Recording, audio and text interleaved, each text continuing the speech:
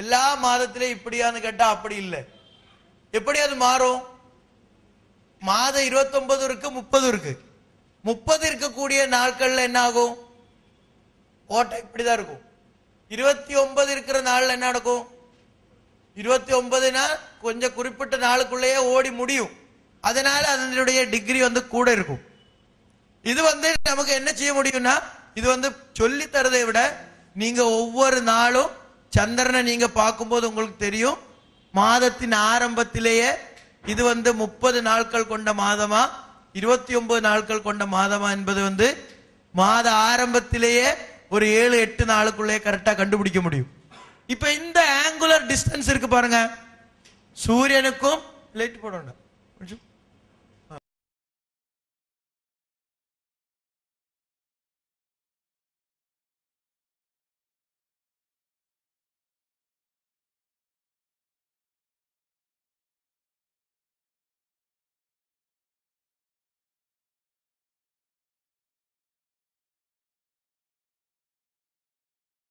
வந்து 12 டிகிரியை காட்டியிருக்கிறோம்.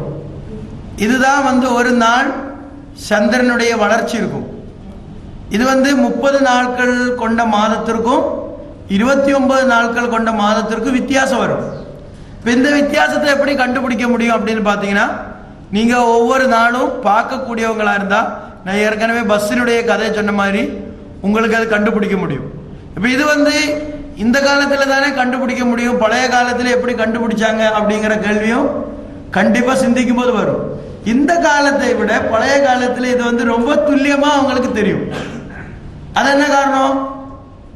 அதுக்கு கால்குலேட்டருக்கும் கால்குலேட்டர் இல்லாத காலத்துக்குள்ள வித்தியாசத்துல இப்போ உங்களுக்கு ஒரு 50 150 எவ்வளவுன்னு கேட்டா 200 சொல்லிடுவாங்க. 157 257 கேட்டா இருங்க கால்குலேட்டர் எடுக்கணும். அப்ப இன்னைக்கு வளர்ச்சி கூடிருச்சா குறைஞ்சிட்டா?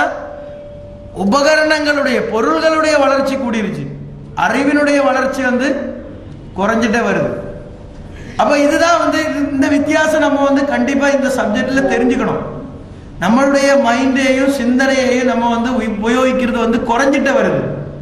அப்ப அதனால ஆரம்ப காலத்தில் அவங்க எப்படி செஞ்சிருந்தாங்கன்னு பாத்தீங்கன்னா, அவர்களுடைய கை விரல்களை வச்சுதான் என்ன செஞ்சிருக்கிறாங்க, இத கணக்கிட்டு இருக்கிறாங்க, கணிச்சிருக்கிறாங்கல்ல, கணக்கிட்டு இருக்கிறாங்க.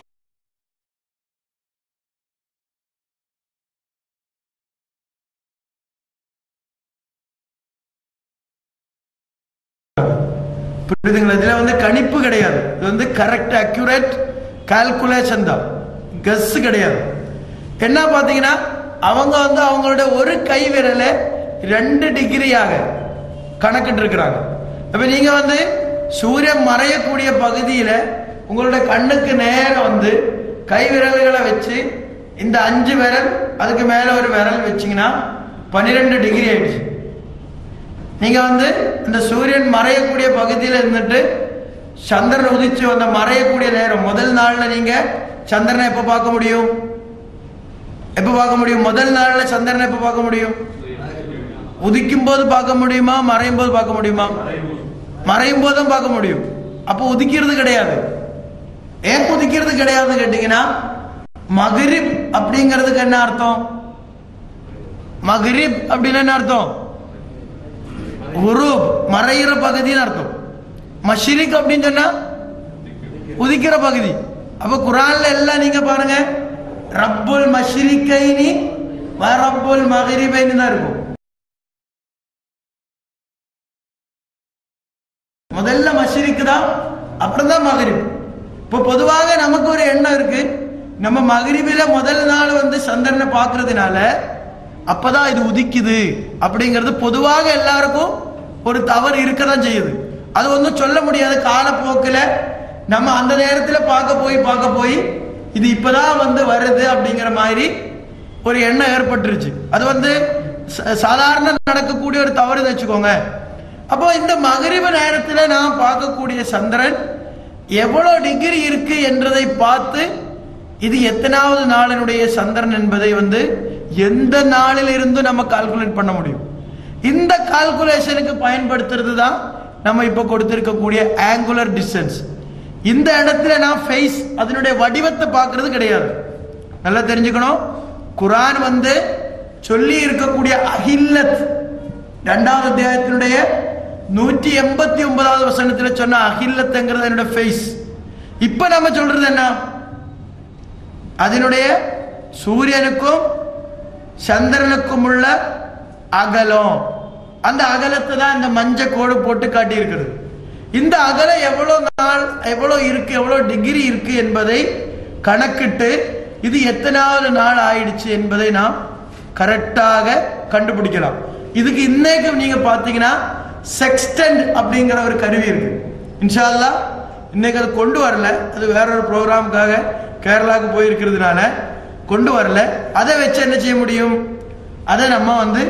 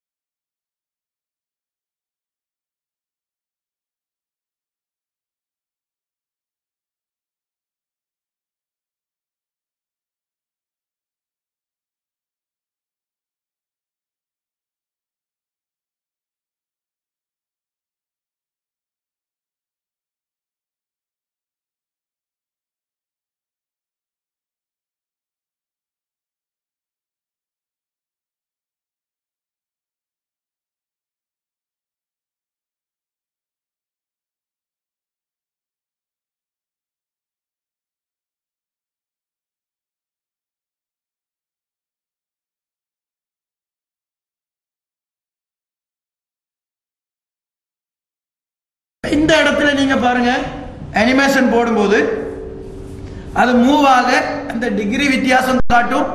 அதே நேரத்தில் நாளின் வித்தியாசத்தை வலது பக்கத்திலேயும் காட்டும். இப்ப அதே பாருங்க.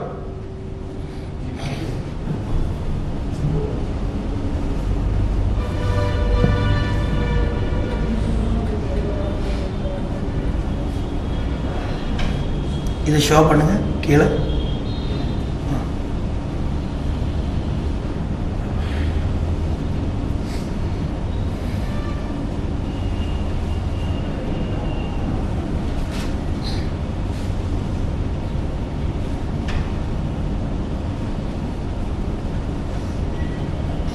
கொஞ்சம் ரைட்டு கூட்டு, அனிமேஷன் ரைட்.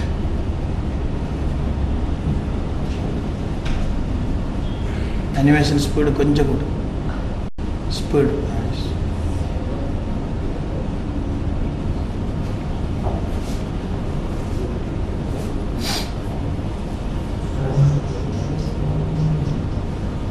பாருங்க,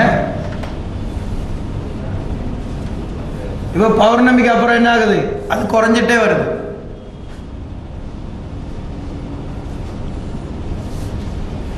இப்போ இன்னைக்கு நீங்க பார்க்கலாம், 19ஆம் தேதி இன்னைக்கு வந்து ஃபஜர் நேரத்தில் நீங்க அது பார்த்திருந்தா தெரிஞ்சிருக்கும் உங்களுக்கு. இப்போ பாருங்க, டிகிரி குறைஞ்சிட்டே வருது. குர்ஆன் சொன்ன அகில்லத்து ஸ்டாப் பண்ணுது.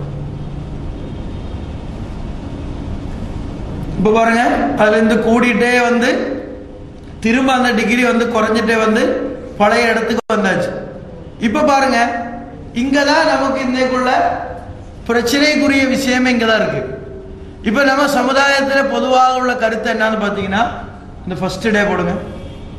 ஃபர்ஸ்ட் டே இப்ப பாருங்க, இந்த டிகிரி 12.2, இல்லாட்டி வந்து 13க்கு மேல இல்லாட்டி 14 டிகிரி வரைக்குள்ள இந்த நாளில் முதல் நாளில் மகரிபு நேரத்தில் உள்ள சந்திரனை பார்க்கிறது தான் நமக்கு கடமை. பார்த்து எடுங்க பார்த்து விடுங்கன்னு சொன்ன இதை தான் பார்க்கணும். இதை பார்த்து அடுத்த நாள் தான் ஒன்று என்று சொல்லி கணக்கிடணும் அப்படிங்கிறது தான் இன்னைக்கு பொதுவாக உள்ள எண்ணம். இதனால என்ன செய்யறாங்க, இதை பார்த்து அறிவிக்கிங்கன்னு சொல்லிட்டு எல்லாரும் அறிவிப்பு செய்வாங்க. இதுக்குள்ள பிரச்சனை என்னன்னு கேட்டீங்கன்னா, இது பார்க்கறது ரொம்ப கஷ்டம். இப்ப பாருங்க, அந்த ரைட் சைடுல இருக்கு பாருங்களேன், இது வந்து பார்க்கறது ரொம்ப ஈஸி இல்ல. அதனாலதான் எல்லாரும் என்ன சொல்றாங்க, இதை பற்றி தெரிஞ்சவங்க எல்லாம் நீங்க பார்த்தா என்கிட்ட சொல்லுங்கம்பாங்க. இப்ப நம்ம என்ன இருக்கோம், நமக்கு இந்த பொறுப்பை கொடுத்துட்டாங்க அப்படிங்கறதா பொதுவாக எண்ணம். இது பொறுப்பை கொடுக்கல, அவங்களுக்கு தெரியும். இதை போய் பார்த்து ஆரம்பிக்கிறோம்னு சொல்லிட்டு போனீங்கன்னா பெரும்பாலும் பகுதியில் இதை பார்க்க முடியாது. இது என்ன மறையிற நேரம் ஆயிடுச்சு. மறையிற நேரங்கிறது மட்டுமல்ல, நீங்க பார்க்க போற பகுதி வந்து எந்த இடம் இருக்கு, அந்த இடத்துல அன்னைக்கு வந்து சூரிய மறைவுக்கு பிறகு கிட்டத்தட்ட 48 நிமிடம் சந்திரன் மறையிறதுக்கு இருந்தால்தான் என்ன செய்ய முடியும், இது வெறும் கண்ணால பார்க்க முடியும். இல்லைன்னா கண்ணு வந்து எவ்வளோ பவர் இருந்தாலும் வாசல்ல போய் அப்படியே வாஷ் பண்ணிட்டு வந்தாலும் இதை வந்து பார்க்க முடியாது. இது நீங்க யார்கிட்ட வேணாலும் கேட்டு பாருங்க, 48 நிமிடத்துக்கு குறைவாக இருந்தா இதை கண்ணால பார்க்க முடியுமா அப்படி நீங்க கேட்டு பார்த்தா சொல்லுவாங்க, கண்டிப்பா பார்க்க முடியாது. ஆனா நம்ம சமுதாய மக்களுடைய பார்வையை பாருங்க, 12 நிமிடம் இருந்தாலும் 15 நிமிடம் இருந்தாலும் 10 நிமிடம் இருந்தாலும் 5 நிமிடம் இருந்தாலும் 2 நிமிடம் இருந்தாலும் என்ன செய்வாங்க, பார்த்துன்னு ஒருத்தர் சொல்லிட்டாலே காஜி அறிவிச்சிருவாங்க, நாளைக்கு நோம்புதான் அப்படி. இத பார்த்துட்டா கூட என்ன நடக்கும், அந்த பார்வை என்னைக்கு கிடைக்கும், முதல் நாளில். இது வந்து உதிச்சுட்டு எவ்வளவு நேரம் ஆச்சு, நேத்து ஒரே நேர்கோட்டுக்கு வந்தாச்சு. அடுத்த நாள் காலையில இருந்து உதிச்சு கிட்டத்தட்ட 12 மணிக்கு அப்புறம் தான், 12 மணி நேரத்துக்கு அப்புறம் தான் இது கண்ணால பார்க்க முடியும். 12 மணி நேரத்துக்கு அப்புறம் கண்ணால பார்த்து மீண்டும் ஒரு 12 மணி நேரம் கழிச்சு நோன்பு வைக்க ஆரம்பிக்கும் போது என்ன நடக்கும், ஒரு நாள் போயிடும், 2 நாள் போகுது. இது ஃபுல்லா என்ன, எப்படி 2 நாள் போகும், இந்த 48 நிமிடத்துக்கு குறைவா இருக்கும் போது அன்னைக்கு பார்க்க முடியாது, அதுக்கு அடுத்த நாள் பார்ப்பாங்க. நார்த்ல எல்லாம் பாத்தீங்கன்னா அவங்க கரெக்டா ரெகுலரா பாத்தீங்கன்னா எல்லா ரமலான்லயும் 2வது நாள் தான் அவங்க நோன்பு, இல்ல 3வது நாள். இப்ப என்ன நடக்கும், நோன்பு செவ்வால் எல்லாம் தாண்டி அதுக்கப்புறம் அவங்க பண்டிகை கொண்டாடுவாங்க. செவ்வால 1, 2க்கோ 3க்கோ அவங்களுக்கு 1ன்னு சொல்லி கொண்டாடுவாங்க.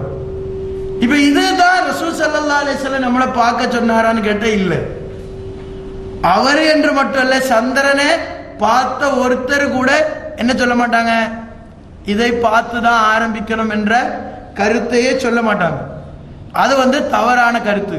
குர்ஆன் என்ன சொல்லுது இந்த விஷயத்துல அப்படின்னு பாத்தீங்கன்னா, குர்ஆன் அல்லாஹ் சுப்ஹானஹு வ தஆலா உங்களுக்கு தேதியை அறிவிக்கிறது ஒரு குறிப்பிட்ட நாளினுடைய பிறை கிடையாது.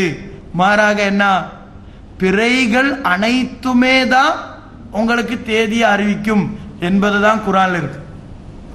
அது மட்டுமல்ல, 10வது 5வது வசனம் சூரத்து யூனுஸினுடைய 5வது வசனத்தில் நீங்க பாருங்க, ஹுவல்லதி ஜஅல ஷம்ஸ லியாஅன் வல் கமர நூரன் வகத்தரஹு மனாசில. அத பாருங்க, வகத்தரஹு மனாசில என்ற வார்த்தை, அதான் நம்ம பார்த்த அந்த ஆங்குலர் டிஸ்டன்ஸ், அந்த கிரீன் கலர்ல அந்த எல்லோ கலர்ல பாத்தீங்களே, அதான் குர்ஆன் சொல்ற மனாசில். அந்த மனாசில்கள் ஒவ்வொரு நாளும் அதற்கு தங்குவதற்காக நாம் இடத்தை நிர்ணயம் பண்ணி இருக்கிறோம். அது அல்லாஹ் சுப்ஹானஹு வ தஆலா கியாமத் நாள் வரைக்கும் அது எந்த இடத்துல எந்த நாள் தங்கணுங்கிறது அல்லாஹ் முடிவு பண்ணியாச்சு. இனிமேல் முடிவு பண்றது இல்லை, நம்ம பார்க்கறதின் அடிப்படையில் அந்த முடிவும் மாறாது. அல்லாஹ் முடிவு பண்ணி இருக்கிறான். எதுக்காக, லி தஅலமு, நீங்கள் அறிந்து கொள்வதற்காக. எது, அதத சினீன். அதத சினீன்னா 2 அர்த்தம் அதுக்கு சொல்லலாம். ஒன்னு, சந்திரனின் வயதுகளை, சந்திரன் எத்தனை நாள் ஆச்சுங்கிறத வந்து அறிந்து கொள்வதற்கு. இல்லைனால் வருடங்களை அறிந்து கொள்வதற்கு, வல் ஹிசாப் கணக்குகளையும், அந்த வருடங்களை வச்சு மற்ற எல்லா கணக்குகளையும் அறிந்து கொள்வதற்கும் சந்திரனுடைய மனாசில் பயன்படுத்தலாம். எது அறிந்து கொள்ள? எந்தெந்த கணக்கு? பெண்களுடைய இத்தா கணக்கு. பெண்களுக்கு இத்தா அவங்களுக்கு கணக்கிடணுமா வேண்டாமா? அது கணக்கிடணும். பெண்கள் அவங்களுடைய மாத விடாய் கணக்கிடணும், அதான் ஹிசாபு. அடுத்தது என்ன இருக்கு? உங்களுக்கு ஒரு நோய் ஆரம்பிச்சு அந்த நோய் எப்போ கூடும் எப்போ குறையுங்கிறது சந்திரனை பொறுத்த வரைக்கும் தான் இருக்கு. குறிப்பாக ஆஸ்மாங்கிற நோய், அது மாதிரி உள்ள பிரீத்திங் சம்பந்தப்பட்ட நோய், அதுபோல நீர் சம்பந்தப்பட்ட நோயெல்லாம் அதனுடைய கணக்கெல்லாம் ஆரம்ப காலத்தில் இந்த ஆயுர்வேதத்தில் சந்திரனுடைய வடிவங்களை அது எங்க இருக்கு என்பது அடிப்படையில் தான் கணக்கிடுவாங்க. அதே மாதிரி கடல்ல நீர்மட்டம் எப்போ குறையும் எப்போ கூடும் என்பதும் எதை வச்சுதான்? மனாசில வச்சு. அதனாலதான் வருடங்களையும் கணக்கையும் தனியே சொன்னது. இப்படி பல கணக்கு இருக்கு. அது மட்டுமல்ல, இப்போ சாதாரண உங்க மனைவிக்கு பிரெக்னண்டா இருக்குன்னு சொல்லிட்டு நீங்க கூட்டு போனா எப்போ குழந்தை பிறக்கும் அப்படிங்கிறது டாக்டர் சொல்லுவாங்க. எதை வச்சு? அவங்களுக்கு எப்போ பீரியடு கடைசியாக வந்திருக்கிறதோ அதை எடுத்து அதிலிருந்து கணக்கு போட்டுட்டு சொல்லுவாங்க. இதுக்கு பயன்படுத்தினதும் எதுதான்? மூணினுடைய ஹிசாப் கணக்கு தான். அப்ப இது ஒட்டுமொத்தமா என்னென்ன எதுக்கெல்லாம் பயன்படுத்தலாங்கிறதெல்லாம் குர்ஆன் சொல்லாம மற்ற கணக்குகளும். இது எதுக்காக? அல்லாஹ் அது சொல்லிட்டு சொல்ல, மா ஹலக்கல்லாஹு ஸாலிக இல்லா பில் ஹக். அல்லாஹ் அதை சரியான முறை இல்லாம இஷ்டத்துக்கெல்லாம் மாறுற மாதிரி எல்லாம் படைக்கல. அதுக்கு சரியான முறையில தான், ஹக்கான முறையில தான் அல்லாஹ் படைச்சிருக்கு. யுஃபஸ்ஸிலுல் ஆயாத் லிகௌமி யஅலமூன். அறிந்து கொள்ள விரும்பும் மக்களுக்கு அல்லாஹ் அத்தாட்சிகளை இப்படிதான் விளக்குவான். யாருக்கு அறியணும்னு ஆசை இருக்கோ அப்படிதான் நம்ம இங்க வந்திருக்கிறோம். அவங்களுக்கு அல்லாஹ் சுப்ஹானஹு வ தஆலா அவனுடைய அத்தாட்சிகளை விளக்குகிறான் என்று அல்லாஹ் சொல்றான். அப்போ ரெண்டு விஷயம் தான் அடிப்படை. குர்ஆன்ல சொல்லக்கூடிய 2வது அத்தியாயத்தினுடைய 189வது வசனம், 10ல் 5வது வசனம். இந்த 2 வசனங்களிலேயும் அல்லாஹ் அடிப்படையாக சந்திரனை பற்றி இன்னைக்கு சயின்ஸ் கண்டுபிடிச்ச அவ்வளோ தகவல்களையும் ஒன்னா சொல்லிட்டான். இப்போ சந்திரன் இன்னைக்கு இருக்கிற இடத்துல நாளை கிடையாது. ஆனா யோசிச்சு பாருங்க, நம்ம சமுதாயத்தில் என்ன நினைக்கிறாங்க? அது மாறாது, அது அங்கதான் இருக்கும். இப்ப நேத்து ஒரு ஆளுக்கு செவ்வால் 1, இன்னைக்கு ஒரு ஆளுக்கு, ஒரு சாரார்களுக்கு செவ்வால் 1. அப்ப 2 நாள்ல எப்படி செவ்வால் 1 ஆகும்? ஏதாவது ஒரு ஆள் தப்பு பண்ணி இருக்கிறாங்க என்பது உறுதி தானே. ஒரு நாளுக்கு ஒரு தேதி தான் வரும், ஒரு கிழமைக்கு ஒரு தேதி. கிழமை மாறும்போது என்ன செய்யணும்? தேதி மாத்தணும். காரணம் என்ன? கிழமை என்பது ரிப்பீட் ஆயிட்டே இருக்கும். திங்கள், செவ்வாய், புதன், வியாழன், வெள்ளி, சனி, ஞாயிறு என்பது ரிப்பீட் ஆயிட்டே இருக்கும். அது தொடர்ந்து வரும். அப்ப எந்த சனிக்கிழமை எந்த ஞாயிற்றுக்கிழமை அப்படிங்கிறது சொல்றதுக்கு தான் எது பயன்படுத்துறோம்? 1, 2, 3, 4ங்கிற தேதியை நம்ம குறிப்பிடுறோம். அப்ப கிழமை மாறும்போது இந்த தேதியை மாத்தாம இருந்தா சரி வருமா? பின்னைக்கு நம்ம பண்ற தப்பு அங்கதான் இருக்கு. நம்ம கிழமையே மாறிட்டே இருக்கிறோம். செவ்வால் 1 திங்கக்கிழமை, செவ்வால் 1 செவ்வாய்க்கிழமை, செவ்வால் 1 ஞாயிற்றுக்கிழமை, செவ்வால் 1 அப்படியே தொடர்ந்து போயிட்டே இருக்கிறோம். ஞாயிறு, சனி, ஞாயிறு, திங்கள் 3 கிழமையிலையும் செவ்வால் 1. இது வருமா? இது வராதுன்னு சொன்னா அது ஒரு புது கருத்து கிடையாது. எப்போ கிழமையை நம்ம மாத்துறோமோ அதோட சேர்ந்து எதை மாறிடும்? தேதி மாறிடும். 2 கிழமைக்கு ஒரு தேதி வராது. இதுதான் இன்னைக்கு நம்ம எடுத்து வைக்கிற விஷயத்தினுடைய சுருக்கமான 2 அடிப்படையான பாயிண்ட் தான். ஒரு பாயிண்ட் என்ன? மறையக்கூடிய சந்திரனை பார்த்து நாம் மாதத்தை தொடங்க முடியாது. 2வது அடிப்படையான தகவல் என்ன? கிழமை மாறும்போது தேதியை மாற்றணும். 2 கிழமைக்கு ஒரு தேதி வராது, ஒரு தேதி 2 தேதிக்கு ஒரு கிழமையும் வராது. இப்படி வரும் அப்படின்னு சொன்னா நாளினுடைய டயத்தை கூட்டணும். 24 மணி நேரங்கிறது 48 மணி நேரம் இல்லைன்னா 36 மணி நேரம் அப்படின்னு கூட்டினா சரியாயிடும். ஆனா அதை கூட்ட மாட்டீங்க, இதை வந்து சேர்க்கவும் மாட்டீங்க. இதனால தான் வந்து இந்த சப்ஜெக்ட்ல உள்ள அடிப்படையான தகவல் இதுதான். நம்ம வந்து சந்திரனுடைய ஓட்டத்தை வந்து அடிப்படையாக கொண்டு நான் பார்க்கும்போது சந்திரன்ல அடிப்படையா நம்ம தெரிய வேண்டிய தகவல் என்ன? எப்பவுமே சந்திரன்ல 50% ஒளி இருக்கு. அந்த ஒளி வந்து முழுமையாக நாம் பார்க்க முடியாத காரணம் என்ன? சந்திரன் வந்து அதனுடைய இடத்தை மாறும் போது நாம் வந்து பூமியிலிருந்து பார்க்கக்கூடிய வடிவமும் மாறுகிறது. அப்படி மாறுற மாதிரி அல்லாஹ் ஏற்படுத்தி இருக்கிறது எதற்காக? நாம் வந்து தேதியை அறிந்து கொள்வதற்காக. நம்முடைய கலண்டர் வந்து அல்லாஹ் சுப்ஹானஹு வ தஆலா வானத்தில எல்லாரும் பார்க்கிற மாதிரி அல்லாஹ் வச்சிருக்கிறான். இந்த கலண்டரை சந்திரனை வைத்துதான் நம்மளுடைய தேதிகளை நாம் கணக்கிடணும். மற்ற எந்த அடிப்படையிலையும் தேதியை கணக்கிட்டால் சரி வராது. ஏன் இப்ப சூரியனை வச்சு நாம் தேதியை கணக்கிடலாம் அப்படின்னு முடிவு பண்ணால் சூரியனுக்கு வந்து டெய்லி ஒவ்வொரு வடிவம் கிடையாது.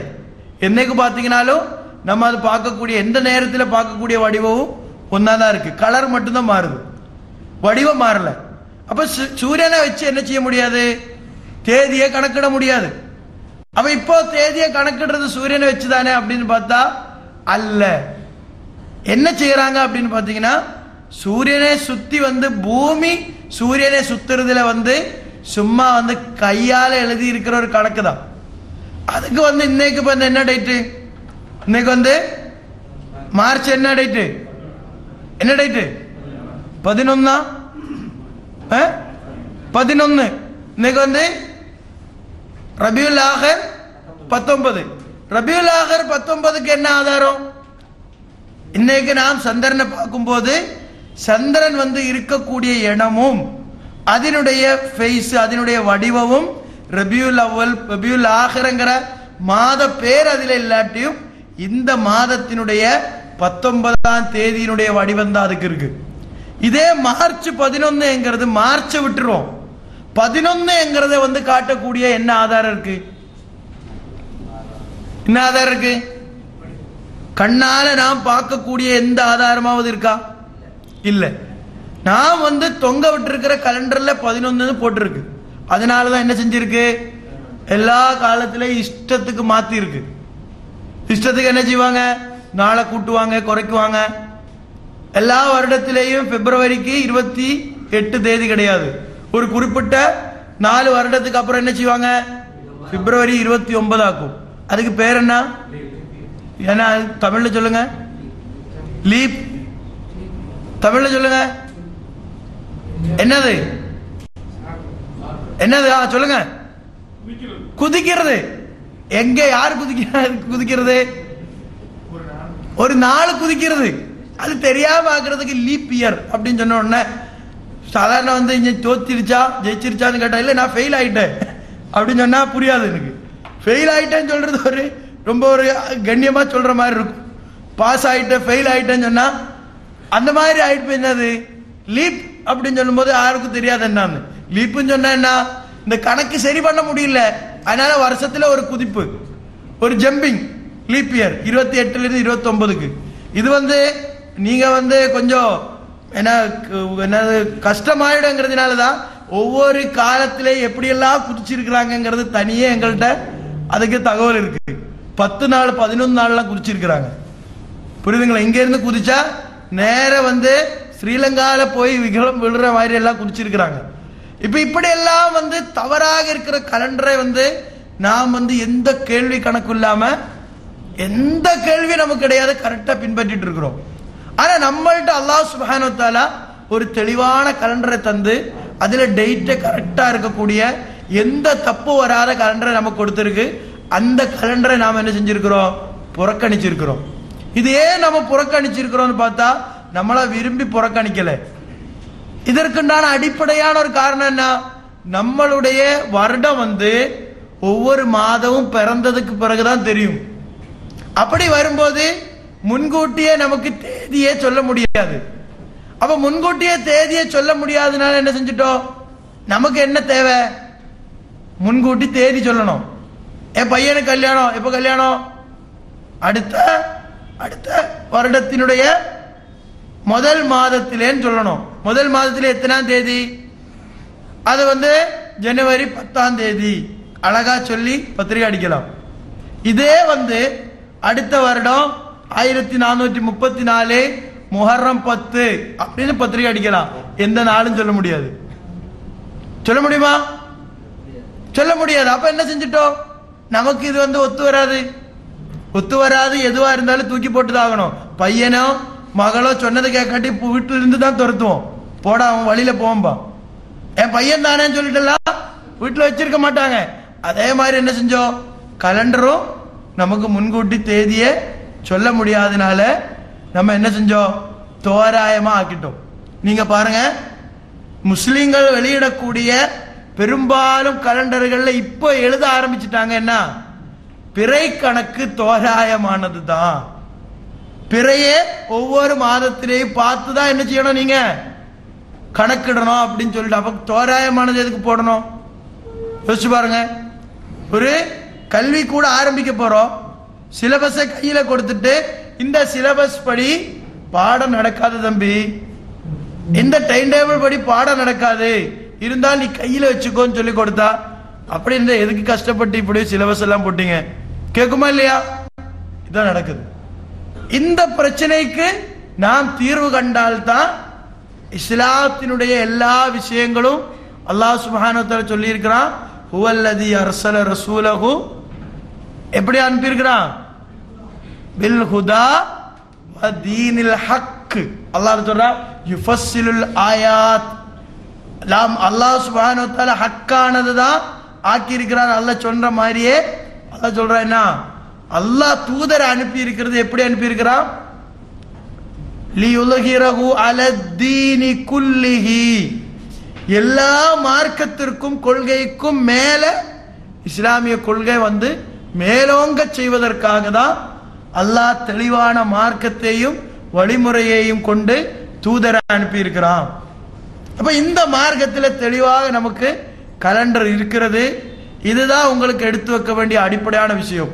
மற்ற காரியங்கள் இன்ஷா அல்லாஹ் நம்ம ஏற்கனவே குறிப்பிட்டதை போன்று இப்போ டீ பிரேக்கு, அதுக்கு பிறகு உங்களுடைய சந்தேகங்கள், உங்களுக்கு கேட்க வேண்டி இருக்கக்கூடிய டவுட்டு, அது நீங்க வந்து ஒரு கேள்வியை கேட்கணுமே அப்படிங்கிறதுக்காக கேட்க வேண்டாம். உங்களுக்கு இப்ப கேள்வியே வராட்டி நீங்க கேட்கவே வேண்டாம். புரியுதுங்களா? நீங்க நல்லா சிந்தித்து பார்த்து சிந்திக்கும் போது உங்களுக்கு ஒரு சில இடங்கள்ல நெருடலா இருக்கும். இது எப்படி சரியாகும், அது எப்படி சரியாகும், இவர் சொன்னது சரியில்லையே, இப்படி வரும்போது நீங்க அதை பற்றி கேட்கலாம். ஏன்னா நாங்க வந்து சொல்றது வந்து நீங்க எல்லாம் எடுத்துக்கணுங்கிறது இல்லை. உங்களுக்கு வந்து மாற்று கருத்து இருக்கும், கண்டிப்பா மாற்று கருத்து இருக்கணும். ஒரு ஆள் சொன்னதை கேட்டு அதே மாதிரி நடந்ததுனாலதான் இந்த சமுதாய தப்புல போயிட்டு இருக்கு.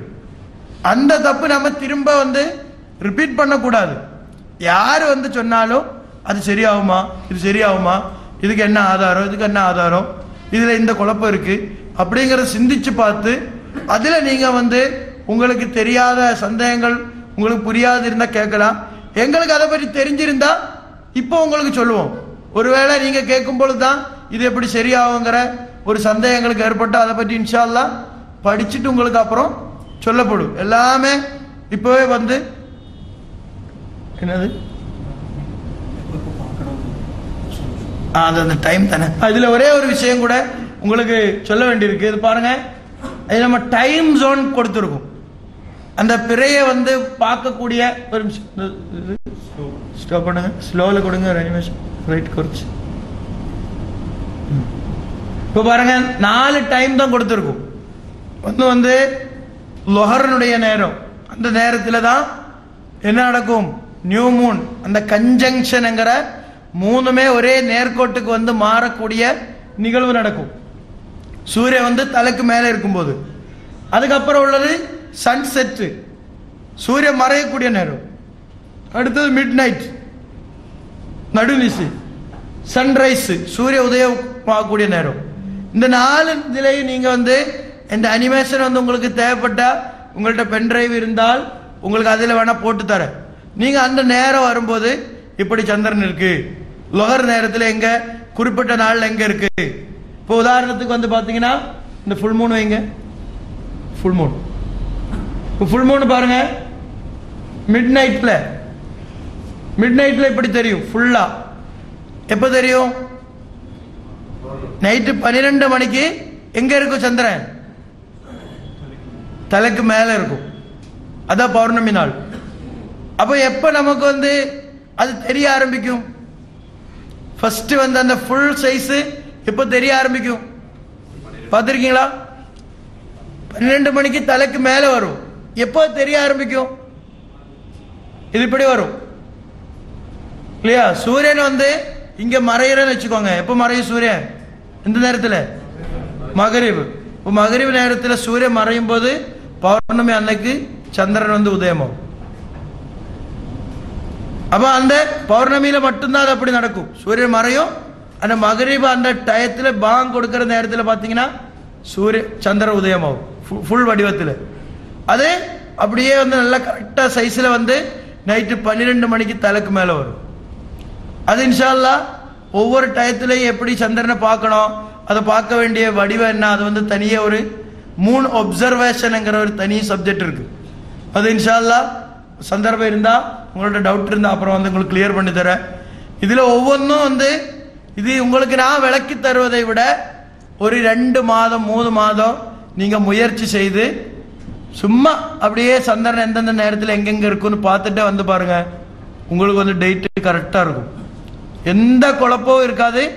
ஒரு கலண்டர் வந்து கரெக்டா இருக்குங்கிறது கூட என்ன அடிப்படை? நம்ம இன்னைக்கு 11ஆம் தேதிங்கிறது நம்ம கலண்டர்ல போட்டிருந்தா அந்த 11ஆம் தேதியில என்ன வடிவம் இருக்கோ சந்திரனுக்கு அந்த வடிவம் தான் இருக்கணும். அந்த 11ஆம் தேதியில வானத்துல எந்த இடத்துல இருக்கணுமோ அந்த இடத்துல தான் இருக்கணும். இது ரெண்டும் ஒத்து